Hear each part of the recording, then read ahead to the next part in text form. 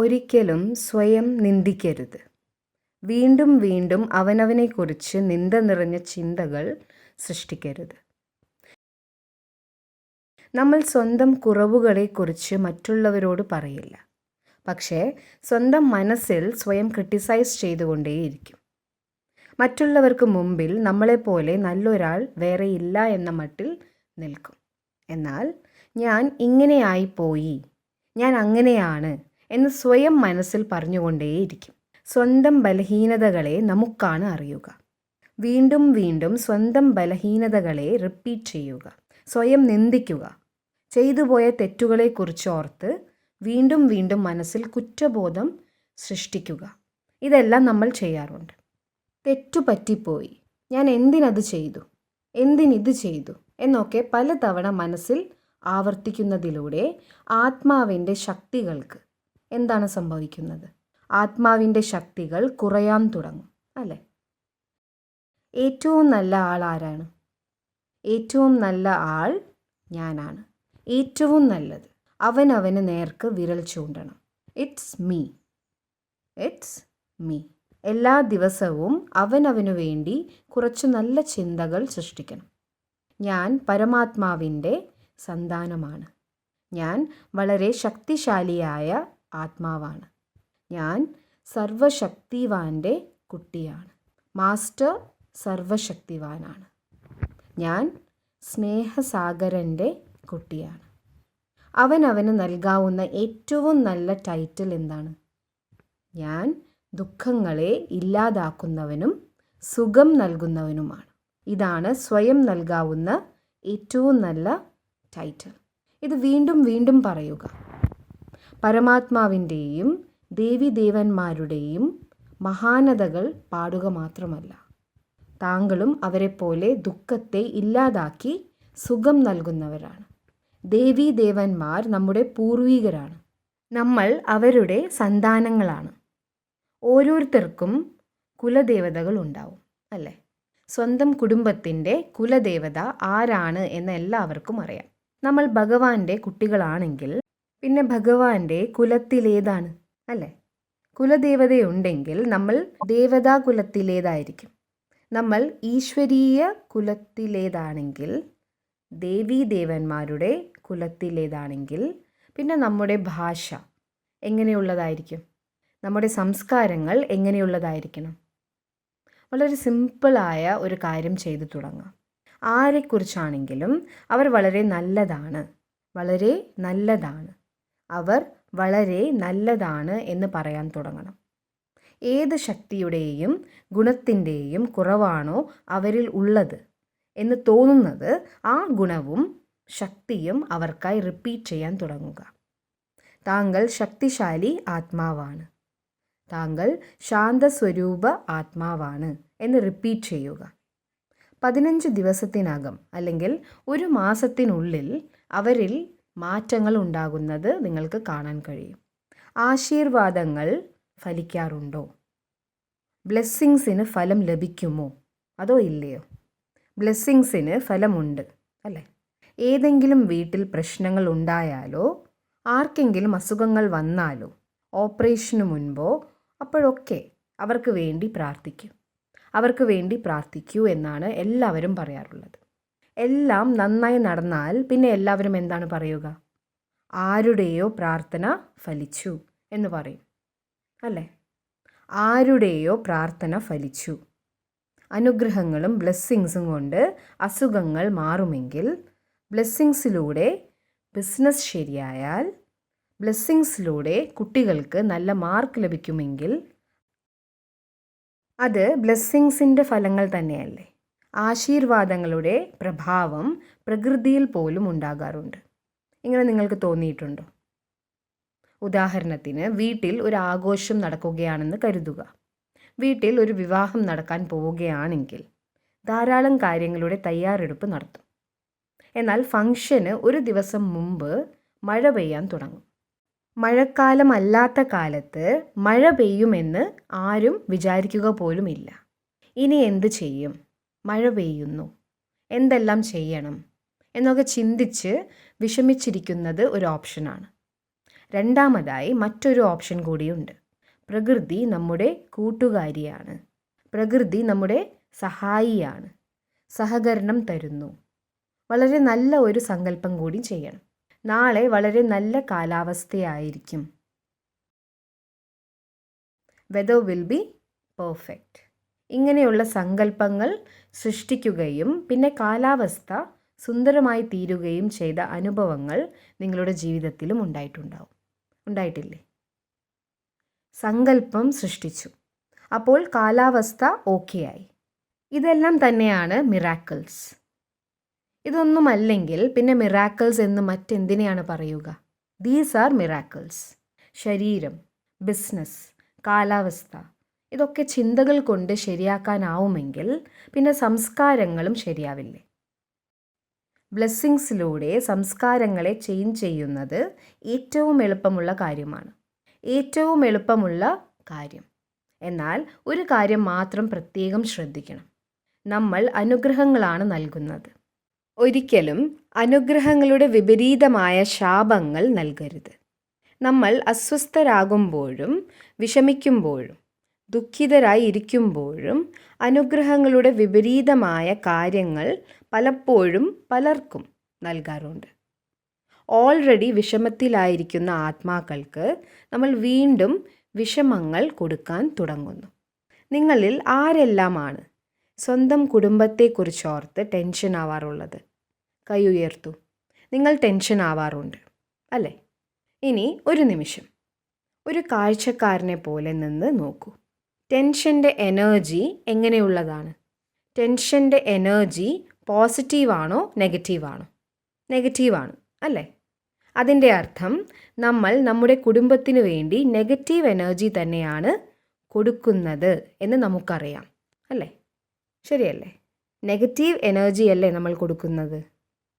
അങ്ങനെയുള്ള വാക്കുകൾ പറയുമ്പോൾ നെഗറ്റീവ് എനർജിയല്ലേ കൊടുക്കുന്നത്? ചിന്തയെക്കുറിച്ച് നമ്മൾ എന്താണ് പറയാറുള്ളത്? ചിന്ത ചിതയ്ക്ക് സമാനമാണ് എന്നാണ് പറയുക അല്ലേ? ഇതറിയാം, എന്നിട്ടും കുട്ടികളല്ലേ, അവരെക്കുറിച്ച് ചിന്തിക്കാതിരിക്കാൻ പറ്റുമോ എന്നാണ് നമ്മൾ പറയാറുള്ളത്. ഇതിൻ്റെ ഓപ്പോസിറ്റായ കാര്യങ്ങളാണ് നമ്മൾ പറയേണ്ടത്. നമ്മുടെ കുട്ടികൾ, നമ്മുടെ വീട്, ഇവയ്ക്കൊക്കെ വേണ്ടി അറിയാതെ പോലും സ്വപ്നത്തിൽ പോലും നെഗറ്റീവ് എനർജി പോകാൻ പാടില്ല. ഒരിക്കലും പോകരുത്. ഇന്ന് മുതൽ നമുക്ക് നമ്മുടെ ആശങ്കകളെ ഒന്ന് കൺവേർട്ട് ചെയ്യാം. ഇവൻ്റെ കാര്യം എന്താകും എന്ന് ചിന്തിക്കുന്നതിനു പകരം നമുക്ക് നമ്മുടെ ഭാഷയെ ഒന്ന് മാറ്റി നോക്കാം. താങ്കൾക്കാണ് ഈ ഭാഷയെ പഠിക്കേണ്ടത്. ഇവൻ്റെ കാര്യം എന്താകും എന്ന് ചിന്തിക്കുന്നതിനു പകരം എന്താണ് ചിന്തിക്കേണ്ടത്? പറയൂ. ഇവന് എല്ലാം നല്ലതേ സംഭവിക്കൂ. താങ്കൾ പറഞ്ഞത് വളരെ ശരിയാണ്. അപ്പോൾ ഇങ്ങനെ പറയാൻ താങ്കൾക്കറിയാം, എന്നിട്ടും താങ്കൾ ചെയ്യുന്നില്ല. നമ്മൾ എന്താണോ സങ്കല്പിക്കുന്നത് അതിൻ്റെ വൈബ്രേഷനുകളാണ് അവരിലേക്ക് എത്തുന്നത്. ആ വൈബ്രേഷനുകൾ അവരുടെ ഇപ്പോഴത്തെ പരിസ്ഥിതികളിലേക്കും എത്തും. ചുറ്റുമുള്ള എല്ലാം തെറ്റായാണ് സംഭവിക്കുന്നതെങ്കിൽ അപ്പോൾ പോലും താങ്കൾക്ക് അവരെ ഉപദേശിച്ചുകൊണ്ടിരിക്കാം. എന്നാൽ ഒരിക്കലും അറിയാതെ പോലും സ്വപ്നത്തിൽ പോലും ഇവന് എന്ത് സംഭവിക്കുമെന്ന് എനിക്ക് ഒരു പിടിയുമില്ല എന്ന് വിചാരിക്കാനേ പാടില്ല. ഉദാഹരണത്തിന്, നിങ്ങളുടെ അയൽക്കാരൻ വന്ന് നിങ്ങളുടെ കുട്ടിയുടെ കാര്യം എന്താവുമെന്ന് ഒരു പിടിയുമില്ലല്ലോ എന്ന് പറഞ്ഞാൽ നമ്മൾ അവരോട് എത്ര ദേഷ്യപ്പെടും? എൻ്റെ കുട്ടിയെ പറ്റി ഇങ്ങനെ പറയുന്നോ? അവൻ്റെ കാര്യം എന്താവുമെന്ന് ഒരു പിടിയുമില്ല എന്ന് നിങ്ങൾക്ക് എങ്ങനെ അറിയാം? അല്ലെങ്കിൽ നിങ്ങൾക്ക് എങ്ങനെ പറയാനാവും? ഇങ്ങനെയൊക്കെ നമ്മൾ അവരോട് ചോദിക്കും. മറ്റാരും നമ്മുടെ കുട്ടിയെ പറ്റി ഒന്നും പറയാൻ പാടില്ല. എന്നാൽ നമ്മൾ ദിവസം മുഴുവനും ഇത് തന്നെയാണ് പറഞ്ഞുകൊണ്ടിരിക്കുന്നത്. ശരിയല്ലേ? ഇവൻ്റെ കാര്യങ്ങൾ എന്താവുമെന്ന് അറിയില്ല, ഇനി എന്താണെന്ന് അറിയില്ല. നമ്മൾ മനസ്സിലും പറഞ്ഞുകൊണ്ടേയിരിക്കും. പരസ്പരം സംസാരിച്ചു കൊണ്ടിരിക്കുമ്പോഴും ഇത് തന്നെ പറയും. നമ്മുടെ ഓരോ സങ്കല്പങ്ങളെയുമാണ് നമുക്ക് അനുഗ്രഹങ്ങളാക്കി മാറ്റേണ്ടത്. ഓരോ ചിന്തകളെയും അനുഗ്രഹങ്ങളാക്കി മാറ്റണം. ഓരോ വാക്കുകളെയും ആശീർവാദങ്ങളാക്കി മാറ്റണം. Blessings create miracles. ആശീർവാദങ്ങൾ അത്ഭുതങ്ങൾ സൃഷ്ടിക്കും. ആശീർവാദങ്ങൾ നൽകാൻ നമ്മളെ ആരാണ് പഠിപ്പിക്കുന്നത്? പരമാത്മാവിൽ നിന്നുമുള്ള ജ്ഞാനമാണ് നമ്മളെ ആശീർവാദങ്ങൾ നൽകാൻ പഠിപ്പിക്കുന്നത്. രാജയോഗ മെഡിറ്റേഷനിലൂടെ നമ്മൾ പരമാത്മാവുമായി കണക്റ്റഡായി ശക്തിയെടുത്ത് ആത്മാവിന് നൽകുകയാണ് ചെയ്യുന്നത്. ഒരു നിമിഷം നമുക്ക് ഈ ഒരു പ്രാക്ടീസ് ചെയ്തു നോക്കാം. ആത്മാവായ ഞാൻ ഇരുപുരികങ്ങൾക്കും നടുവിൽ ഇരിക്കുന്നു എന്ന് മനസ്സിൽ കാണുക, വിഷ്വലൈസ് ചെയ്യുക. ഇപ്പോഴിത് ചെയ്തു നോക്കിയാൽ ഇനി നിങ്ങൾക്ക് വീട്ടിലും എല്ലാ ദിവസവും ചെയ്യാൻ പറ്റും. ഞാൻ ആത്മാവ് ഇവിടെ ഇരുപുരികങ്ങൾക്കും നടുവിൽ ഇരിക്കുന്നു. അതുപോലെ തന്നെ നിങ്ങളുടെ കണ്ണുകൾക്ക് മുന്നിൽ ആ ആത്മാവിനെയും കൊണ്ടുവരിക. നിങ്ങളുടെ തലയ്ക്ക് മുകളിലായി പരമാത്മാവ് ഉണ്ട്. ഇപ്പോൾ ഈ ചിത്രത്തിൽ 3 ആത്മാക്കളാണ് ഉള്ളത്. എൻ്റെ തലയ്ക്ക് മുകളിൽ സൂര്യനെ പോലെയാണ് പരമാത്മാവ് ഉള്ളത്. താഴെ ഞാൻ, എൻ്റെ മുന്നിൽ ആ ആത്മാവ്. പരമാത്മാവിൻ്റെ ശക്തികളെ ഞാൻ എന്നിലേക്ക് എടുക്കുന്നു. അതിനുശേഷം അവയെ ആ ആത്മാവിന് നൽകുന്നു. ഇനി ഇത് വിഷ്വലൈസ് ചെയ്യാം. പരമാത്മാവ് ഇവിടെയാണ് ഉള്ളത്. ഒരു ഗോൾഡൻ റെഡ് ലൈറ്റ് വിഷ്വലൈസ് ചെയ്യണം. പരമാത്മാവ് സർവശക്തിവാനാണ്, ശാന്തിയുടെ സാഗരൻ. ശക്തികളുടെ കിരണങ്ങൾ ആത്മാവായ എന്നിലേക്ക് വന്ന് നിറയുന്നു. എന്നിട്ട് ആത്മാവായ എന്നിൽ നിന്നും ആ ആത്മാവിലേക്ക് പോകുന്നു. എൻ്റെ മുന്നിലുള്ള ആത്മാവ് പരമാത്മാവിൻ്റെ ശക്തികളാൽ പരിപൂർണമായി നിറയുന്നു. ഈ സീനിനെ വീണ്ടും വീണ്ടും മനസ്സിൽ റിപ്പീറ്റ് ചെയ്യണം. പരമാത്മാവിൽ നിന്നും ശക്തികൾ ആത്മാവായ എന്നിൽ നിറയുന്നു. എന്നിൽ നിന്നും അത് മുന്നിലുള്ള ആത്മാവിലേക്ക് റേഡിയേറ്റ് ആവുന്നു. ആ ആത്മാവ് പരിപൂർണമായി ശക്തികളെ കൊണ്ട് നിറയുന്നു. ഇനി അവർക്കായി ഒരു സങ്കല്പവും നൽകണം. താങ്കൾ പരമാത്മാവിൻ്റെ ശക്തികളാൽ പരിപൂർണമായി നിറഞ്ഞിരിക്കുകയാണ്. താങ്കൾ സദാ സന്തോഷവാനാണ്, ആരോഗ്യവാനാണ്, സദാ വിജയിയാണ്. താങ്കളുടെ ഭാഗ്യം അതിശ്രേഷ്ഠമാണ്. താങ്കൾ ഭഗവാന്റെ ശക്തികൾ നിറഞ്ഞ ആത്മാവാണ്. ഇങ്ങനെയുള്ള ബ്ലെസ്സിങ്സ് ആ ആത്മാവിന് കൊടുക്കുന്നതിനോടൊപ്പം ആ ദൃശ്യവും നമ്മുടെ മുന്നിൽ കാണണം. പരമാത്മാവിൻ്റെ ശക്തികൾ ആത്മാവായ എന്നിൽ വന്ന് നിറയുന്നുണ്ട്. അത് ആ ആത്മാവിലേക്ക് എത്തിച്ചേരുന്നു. ആദ്യം എന്നിലേക്ക്, അത് കഴിഞ്ഞ് ആ ആത്മാവിലേക്ക്. അങ്ങനെ തന്നെ ആ ദൃശ്യം കാണണം. ഈ ദൃശ്യം നിങ്ങളിൽ എത്ര പേർക്ക് കാണാനായി? കൈ ഉയർത്തു. ഇത് നിങ്ങൾക്ക് ദിവസവും ചെയ്യാനാവുമോ? ദിവസവും ചെയ്യണം. രാത്രി കിടക്കുന്നതിന് മുൻപ് ചെയ്യൂ. രാവിലെ എഴുന്നേറ്റ ഉടനെ ചെയ്യൂ. ഇത് ചെയ്തുകൊണ്ടേയിരിക്കുക. ഇതിൻ്റെ ഓപ്പോസിറ്റ് ചെയ്യുന്നതും പറയുന്നതും നിർത്തുകയും ചെയ്യണം. ഇനി ശരീരത്തിൽ എന്തെങ്കിലും ഒരു അസുഖം വന്നു എന്ന് കരുതുക. എന്തെങ്കിലും വേദനയോ വിഷമങ്ങളോ ഒക്കെ ഉണ്ട്. ബുദ്ധിമുട്ടുകൾ നമ്മുടെ ശരീരത്തിലാണ് ഉള്ളത്. ഈ കാര്യം നമുക്ക് നമ്മുടെ ശരീരത്തിന് വേണ്ടിയും ചെയ്യാം. അസുഖങ്ങൾ കൊണ്ട് ബുദ്ധിമുട്ടുന്ന മറ്റേതൊരു വ്യക്തിക്ക് വേണ്ടിയും ഇതേ കാര്യം നമുക്ക് ചെയ്യാനാവും. ഇപ്പോൾ ഒരു നിമിഷം നമുക്ക് ഇത് അവനവന് വേണ്ടി ചെയ്യാം. വീണ്ടും പരമാത്മാവ് നിങ്ങളുടെ തലയ്ക്ക് മുകളിൽ നിൽക്കുന്നതായി കാണുക. പരമാത്മാവിൻ്റെ ശക്തികൾ ആത്മാവായ എന്നിലേക്ക് വന്ന് നിറയുന്നു. ആത്മാവിൽ നിറഞ്ഞ ഈ ശക്തികൾ പരിപൂർണമായും എൻ്റെ ശരീരത്തിലേക്ക് ഒഴുകുന്നു. എവിടെയാണോ കൂടുതലായി അസുഖമുള്ളത് ആ ശരീരഭാഗത്തേക്ക് ആ ശക്തിയെ കൂടുതലായി ഫോക്കസ് ചെയ്യണം. ഏത് അവയവത്തിലാണോ അസുഖമുള്ളത്, വേദനയുള്ളത്, അവിടെ എനർജി ബ്ലോക്കായി നിൽക്കുകയായിരിക്കും. നമ്മുടെ അടുക്കളയിലെ പൈപ്പ് ചിലപ്പോൾ ബ്ലോക്ക് ആവാറില്ലേ? അതുപോലെ ഇവിടെ എനർജി ബ്ലോക്കായി നിൽക്കുകയാണ്. താങ്കൾ വിഷ്വലൈസ് ചെയ്യൂ. അവിടെ ഒരു എനർജി ബ്ലോക്ക് ഉണ്ടായിരിക്കുകയാണ്. എനർജി ഇരുണ്ട നിറത്തിലായി മാറിയിരിക്കുന്നു. യഥാർത്ഥത്തിൽ എനർജി വൈറ്റ് കളർ, വെളുത്ത നിറത്തിലാണ് ഉണ്ടാവേണ്ടത്. എന്നാൽ എനർജി ബ്ലോക്ക് ഉണ്ടായിരുന്ന സ്ഥലത്ത് ഇപ്പോഴത്തെ കറുത്ത കളറായി മാറിയിരിക്കുന്നു. പരമാത്മാവിൻ്റെ ശക്തികൾ ആത്മാവായ എന്നിൽ വന്ന് നിറയുന്നു. അതിനുശേഷം ആത്മാവിൽ നിന്നും ഈ ശരീരത്തിലേക്ക് ആ ശക്തികൾ ഒഴുകുന്നു. എന്നിട്ട് ആ പ്രത്യേക അവയവത്തിലേക്ക് എത്തുന്നു. അവിടുത്തെ എനർജി ബ്ലോക്കേജിനെ പരമാത്മാവിൻ്റെ ശക്തികൾ പരിപൂർണമായും ഇല്ലാതാക്കുന്നു, ക്ലീനാക്കുന്നു. ഹൃദയത്തിൻ്റെ അറകളെ ക്ലീനാക്കുന്നു. എൻ്റെ ലിവറിനെ ക്ലിയറാക്കുന്നു. എൻ്റെ കാൽമുട്ടുകളെ ക്ലീനാക്കുന്നു. പരമാത്മാവിൻ്റെ ശക്തികൾ എൻ്റെ മുഴുവൻ ശരീരത്തിലെ ഓരോ കോശങ്ങളിലേക്കും ഓരോ അവയവങ്ങളിലേക്കും നിറയുകയാണ്. ഇതിനെ വിഷ്വലൈസ് ചെയ്യണം. സങ്കല്പങ്ങളും ഒപ്പം സൃഷ്ടിക്കണം.